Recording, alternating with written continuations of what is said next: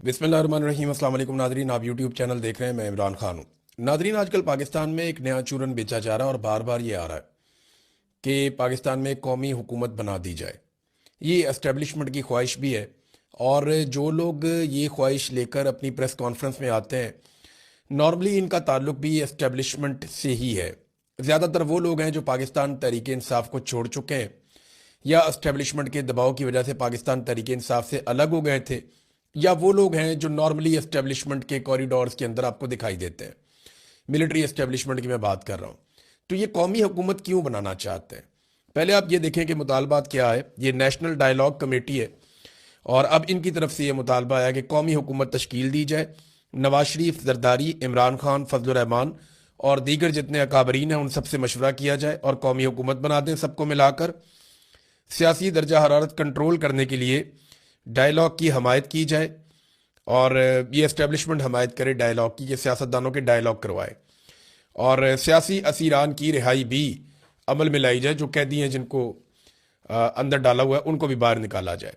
इससे पहले जो है वो सुहेल वड़ाइच साहब भी इस किस्म की बात लिख चुके हैं, और एक मरतबा नहीं, कई मरतबा ये बात वो लिख चुके हैं कि कौमी हुकूमत तो बनेगी और ज़रूर बनेगी और पत्थर पे लकीर है।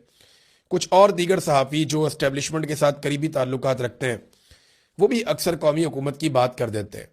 हाँ, जिन लोगों पे नून लीग की मोहब्बत का रंग गालिब है वो लोग कौमी हुकूमत की बात नॉर्मली नहीं करते, लेकिन कौमी हुकूमत की बात अब इस्लामाबाद में बहुत तेज़ी से हो रही है।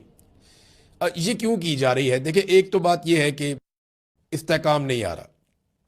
इमरान खान साहब ने जेल में बैठकर भी सियासी इस्तेहकाम पैदा नहीं होने दिया, और ये इमरान खान साहब की एक कामयाबी है। अपोजिशन यही करती है कि पॉलिटिकली अगर उनके साथ ज्यादती हुई है तो वो ज्यादती के खिलाफ आवाज़ उठाएं, और पाकिस्तानी बात मान नहीं रहे, बल्कि पाकिस्तान छोड़ छोड़ कर जा रहे हैं। सोशल मीडिया है, बहुत सारी कंपनियां पाकिस्तान छोड़ कर जा चुकी हैं। अभी कल ही एक और मल्टी नेशनल कंपनी है वो पाकिस्तान, मित्सुबिशी, वो छोड़ के चली गई, और एक के बाद एक बैनुल अक़वामी कंपनियां पाकिस्तान को छोड़ के पाकिस्तान से फरार हो रही हैं, और ये लगातार हो रहा है। इसका नुकसान जनाब पाकिस्तान को हो रहा है। जनवरी 2026 तक 125 सरमायाकार कंपनियां पाकिस्तान से निकल गई।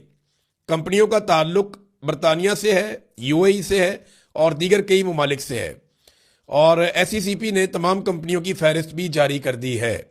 ये पाकिस्तान का सरकारी डाटा है जो ये बता रहा है, जो बात मैंने आपको बताई। नंबर 2, दहशतगर्दी काबू नहीं आ रही, सियासी इस्तेहकाम नहीं हो रहा, सरमायाकारी आने के बजाय पाकिस्तान से निकल रही है। तो पाकिस्तान की मिलिट्री एस्टेब्लिशमेंट ने ताल्लुकात तो ट्रंप से बना लिए, शहबाज शरीफ के जरिए बड़े ठीक ठाक जूते पॉलिश भी किए गए, लेकिन उससे कोई माली फायदा नहीं हुआ पाकिस्तान को। पाकिस्तान में इस्तेहकाम आया नहीं, माशी तौर पे, खास तौर पे।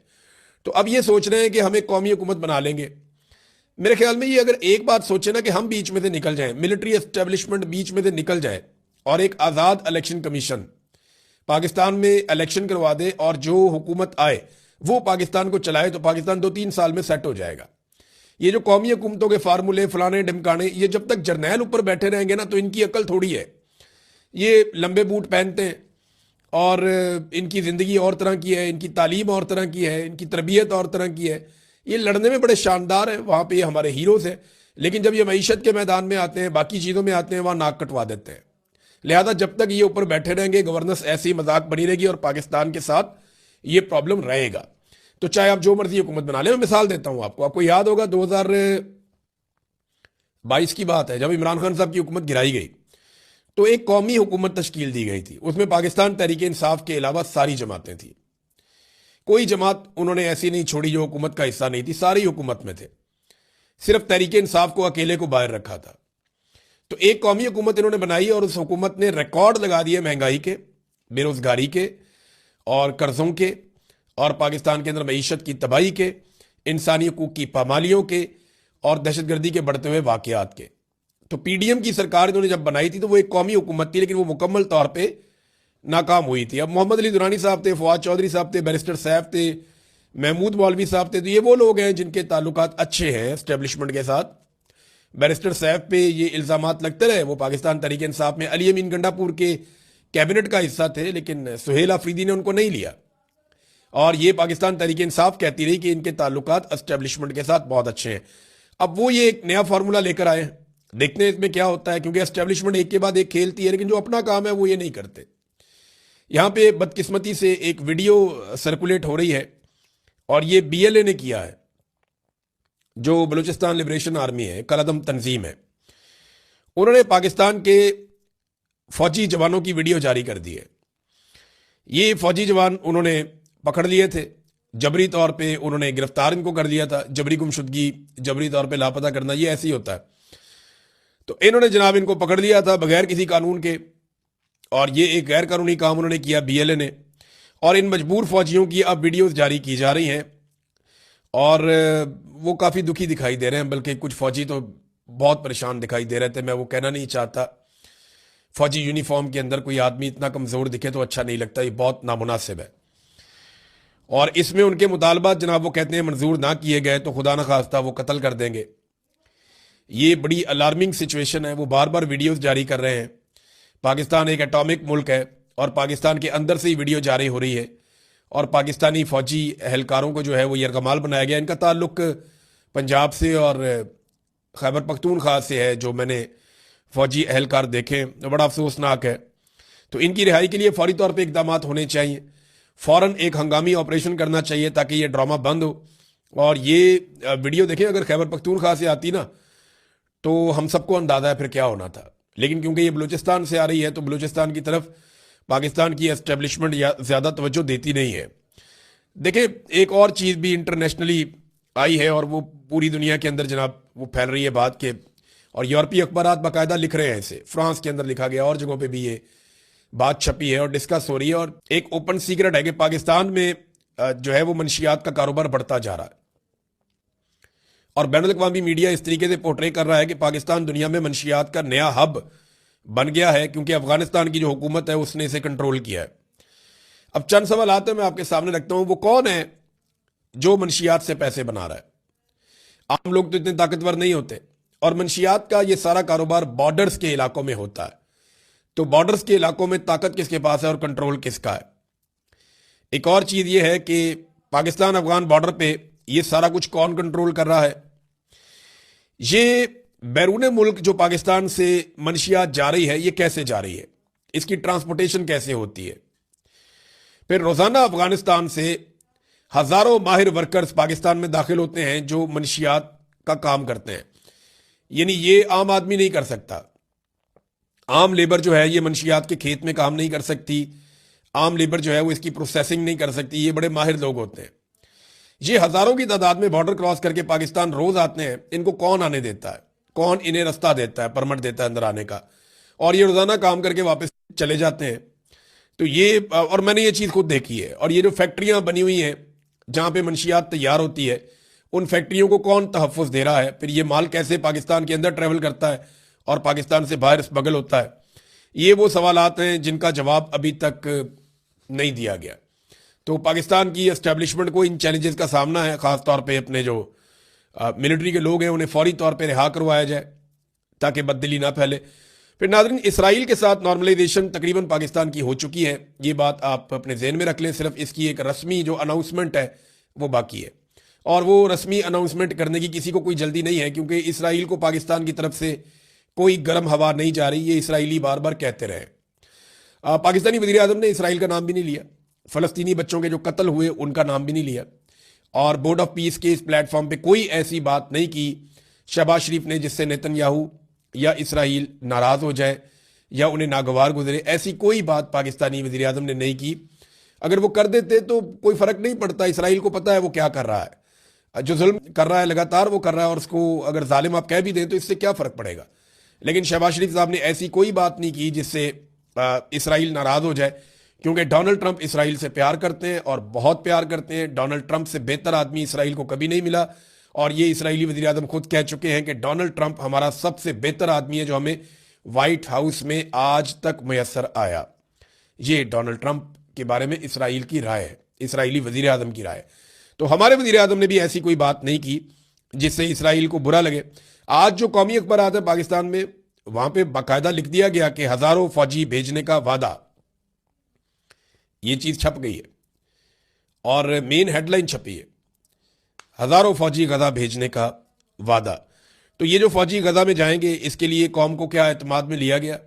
اس کے لیے کیا قومی اسمبلی کے اندر، سینٹ کے اندر ڈیبیٹ ہوئی؟ کیا عوامی منتخب نمائندوں نے اس پہ بات کی؟ تو ایسا تو کچھ نہیں ہوا، بلکہ یہ اسٹیبلشمنٹ کا اپنا فیصلہ ہے اور وہ اپنا فیصلہ مسلط کر رہے ہیں جیسے وہ ہمیشہ سے کرتے چلے آئے۔ پنجاب گورنمنٹ کا ناظرین طیارہ جو ہے وہ درد سر بنا ہوا ہے پنجاب حکومت کے لیے ہی۔ اچھا، مریم نواز کو تو اس بات کی فکر ہی نہیں ہے، کیونکہ انہوں نے عوام سے ووٹ ہی نہیں لینا۔ انہوں نے تو عاصم منیر صاحب کو راضی رکھنا ہے اور ملٹری اسٹیبلشمنٹ کو راضی رکھنا ہے۔ انہوں نے خود بتایا تھا کہ وہ طریقہ انہیں اچھے سے آتا ہے کہ اس میں جوتے صاف کرنے پڑتے ہیں، تو وہ بہت اچھا یہ کام کر رہی ہیں۔ تو انہیں پتہ ہے کہ میں چاہے جہاز لوں، چاہے میں راکٹ لوں، چاہے جو مرضی میں چیز لے لوں، سونے کا بنا ہوا جہاز بھی لے لوں، تو مجھے ابھی کوئی نہیں چھیڑ سکتا، کیونکہ عوام کی اوقات نہیں ہے ان کو لگتا ہے، اور جو اسٹیبلشمنٹ ہے وہ ان کے ساتھ ہے۔ تو یہ طیارہ انہوں نے لیا ہے، اور طیارے کے بارے میں پتہ چل رہا ہے کہ جناب یہ تو عیاشی والا طیارہ ہے۔ اب اس کے اوپر رپورٹیں آ رہی ہیں سامنے۔ یہ تو باتیں چھپا رہے تھے، لیکن کمپنی نے بتا دیا کہ جناب یہی لے کر گئے۔ اب یہ پرائیویٹ طیاروں میں وہ طیارہ ہے جو عیاشی کے لیے استعمال ہوتا ہے، ایک مقام رکھتا ہے۔ ایلون مسک جیسے لوگ اس طیارے کو استعمال کرتے ہیں۔ گلف سٹریم بڑا کمال طیارہ ہے، مہنگا ترین جہاز ہے، اس میں بیڈ روم بھی ہے، بہترین زبردست، آپ سو سکتے ہیں، آرام کر سکتے ہیں، انجوائے کر سکتے ہیں، مساج چیئرز وغیرہ بہت کچھ ہے جہاز کے اندر، کمال جہاز اور بڑا سیف جہاز ہے۔ تو یہ جناب مریم نواز کے لیے لیا گیا تاکہ وہ انجوائے کریں۔ 4 جھوٹے جواز ابھی تک پیش کیے گئے مسلم لیگ نون کے لوگوں کی جانب سے یا پنجاب حکومت کی جانب سے، اور یہ جھوٹے جواز ہیں چاروں، میں آپ کو بتاتا ہوں۔ نمبر 1، پہلے یہ کہا گیا کہ یہ ایئر لائن کے لیے خریدا گیا ہے، پھر پتہ چلا کہ اس ایئر لائن کا تو وجود ہی نہیں ہے، تو جھوٹ پکڑا گیا۔ پھر یہ کہا گیا یہ ایئر ایمبولنس ہے، اور بھئی اتنی مہنگی ایئر ایمبولنس تو ہوتی نہیں، ایئر ایمبولنس کے لیے جہاز استعمال ہوتے ہیں، وہ تو بہت سارے لیے جا سکتے ہیں اتنے پیسوں میں، تو یہ ایئر ایمبولنس بھی نہیں نکلی، اور یہ بھی جھوٹ پکڑا گیا کہ اس کے اندر تو ایسا کوئی اسٹیچر کوئی چیز ہے ہی نہیں۔ پھر تیسرا جناب یہ کرائے کے اوپر ہم دیا کریں گے، اور بھئی اس کا کرایہ کون دے گا؟ یہ تو ملینز کے اندر، اس کا 1 گھنٹے کا اڑنے کا خرچہ ہے، یعنی ملینز کے اندر اس کا 1 گھنٹے کا اڑنے کا خرچہ ہے۔ یہ اتنا مہنگا جہاز ہے، اس کی مینٹیننس پہ بہت پیسے لگتے ہیں، تو یہ کرائے والا جھوٹ بھی ان کا پکڑا گیا۔ اب یہ کہہ رہے ہیں جناب کہ کیونکہ ہم نے غریبوں پہ پیسے خرچ کیے ہیں رمضان میں، تو اپنے لیے ایک طیارہ لے لیا، تو پھر کیا ہوا؟ آپ اندازہ کریں کیسے بے شرم ہیں یہ لوگ، کہ وہ کہہ رہے ہیں جناب ہمارا بجٹ ہے، ہم جو مرضی کریں۔ اور بھئی قوم کا پیسہ ہے، کسی کے باپ کا پیسہ تھوڑی ہے، اور غریبوں پہ جو پیسہ خرچ کیا وہ قوم کا پیسہ خرچ کیا۔ غریبوں سے ہی پیسہ چھینتے ہیں اور پھر بعد میں انہیں اس میں سے تھوڑی سی پینٹس دے دیتے ہیں، چند دانے ان کے آگے پھینک دیتے ہیں۔ مثال کے طور پہ غریب کا خون نچوڑ لیتے ہیں، غریب کو بھاری بل بھیجتے ہیں، اس کو ٹیکسز لگاتے ہیں، جب وہ بالکل تباہ و برباد ہو جاتا ہے تو تھوڑا سا پیسہ واپس کر کے اس پہ احسان جتلا دیتے ہیں۔ یہ ان کا طریقہ واردات ہے۔ خیبر پختونخوا کی حکومت پھر بھی جو رمضان کے اندر مستحقین کو پیسے دے رہی ہے یا امداد دے رہی ہے، وہ پنجاب گورنمنٹ سے زیادہ ہے۔ یہاں پہ 10,000 ہے تو وہاں پہ 12,500 ہے، تو وہ پھر بھی زیادہ امداد دے رہے ہیں غریب صوبہ ہونے کے باوجود۔ اور ایک چیز میں آپ کو اور بتاؤں، بیوروکریسی پر پنجاب میں نئی نوازشات شروع ہو گئی ہیں، اور نئی گاڑیوں کی بھی ایک کمال قسم کی پالیسی آ گئی ہے۔ افسران جو ہے وہ اب زیادہ لگژری اور زیادہ آسائش والی گاڑیاں، زیادہ مہنگی گاڑیاں بڑی تعداد میں استعمال کر سکیں گے، ان کی تعداد بھی بڑھ گئی ہے، اور ان لمیٹڈ پیٹرول بھی ان کو میسر رہے گا۔ فیملی بھی گاڑیاں استعمال کرے، خود بھی گاڑیاں استعمال کرے، ان لمیٹڈ پیٹرول بھی ہے، موجہ ہی موجہ۔ تو یہ پنجاب کی بیوروکریسی کے لیے زبردست پالیسی آئی ہے، اور انہیں بہت مبارک ہو۔ اور اس کے علاوہ جناب اگر آپ پرسنٹیج کے اندر دیکھیں کہ غربت میں اضافہ سب سے زیادہ کہاں ہوا ہے، تو یہ سرکاری اعداد و شمار کے مطابق پاکستان میں جس صوبے میں سب سے زیادہ غربت میں اضافہ ہوا ہے وہ صوبہ بلوچستان نہیں ہے۔ بلوچستان تو پہلے ہی بہت غریب تھا، وہ صوبہ جنگ زدہ بلوچستان یا خیبر پختونخوا یہ نہیں ہے، وہ صوبہ جو ہے وہ پنجاب ہے۔ پنجاب میں سب سے زیادہ غربت کے اندر اضافہ ہوا ہے، اور لگاتار اضافہ ہوتا چلا جا رہا ہے، لیکن پنجاب کے حکمران امیر ہو رہے ہیں، طاقتور ہو رہے ہیں، پنجاب کے حکمران جو ہیں وہ آگے سے آگے بڑھ رہے ہیں، زیادہ سے زیادہ آسائشیں حاصل کر رہے ہیں۔ ناظرین، تحریک انصاف کی ایک میں چھوٹی سی بات آپ سے کر لیتا ہوں۔ تحریک انصاف میں شدید مایوسی ہے۔ دیکھیں، جب تک عمران خان صاحب کا کوئی پیغام باہر نہیں آئے گا نا، یا ان کا کوئی میسج کلیئرلی سامنے نہیں آئے گا، یا ان کی فیملی بیٹھ کے کوئی کلیئر بات نہیں کرے گی، تب تک مجھے لگتا ہے کہ یہی صورتحال رہے گی۔ لوگ بہت غصے میں ہیں کہ ان کے نمائندوں نے کچھ نہیں کیا عمران خان کے لیے۔ حقیقت پتہ ہے کہ حقیقت یہ ہے کہ جو عوامی نمائندے تھے نا، وہ عوام کی طرف دیکھ رہے تھے یہ خود ہی کچھ کر دیں، اور عوام جو ہے وہ نمائندوں کی طرف دیکھ رہی تھی کہ یہ کچھ کر دیں، اور دونوں نے کچھ نہیں کیا۔ یعنی ابھی بھی اگر کہیں پہ لوگ بیٹھے ہوئے ہیں تو وہ تھوڑے سے لوگ ہیں، 100 لوگ بھی ہیں، 150 لوگ بھی نہیں ایک جگہ پہ، تو میکسیمم بھی اگر کسی جگہ پہ لوگ اکٹھے ہوئے تو چند ہزار لوگ اکٹھے ہوئے۔ یہ حقیقت آپ کو ماننی پڑے گی کہ گراؤنڈ پہ پاکستان تحریک انصاف کی کوئی تیاری نہیں تھی، اور یہ جماعت بہت بری طرح ایکسپوز ہوئی ہے عمران خان صاحب کی آنکھ کی بیماری کے معاملے پہ یہ کچھ بھی نہیں کر پائے. اب اس میں دو رستے ہیں, یا تو مایوس ہو جائیں اور آپ لوگ ایک دوسرے کو گالیاں دیں, دوسرا رستہ یہ ہے کہ پھر تیاری کریں, پھر نکلیں, پھر لڑائی لڑیں اور مایوسی چھوڑ کر مقابلہ کریں. کیونکہ عمران خان مایوس ہو جاتا نا تو بہت پہلے ڈیل کر لیتا. اس کا پرابلم یہ ہے کہ وہ مایوس نہیں ہوتا, وہ مقابلہ کرتا ہے. تو اگر عمران خان مقابلہ کرنا ہے تو باقیوں کو بھی کرنا چاہیے.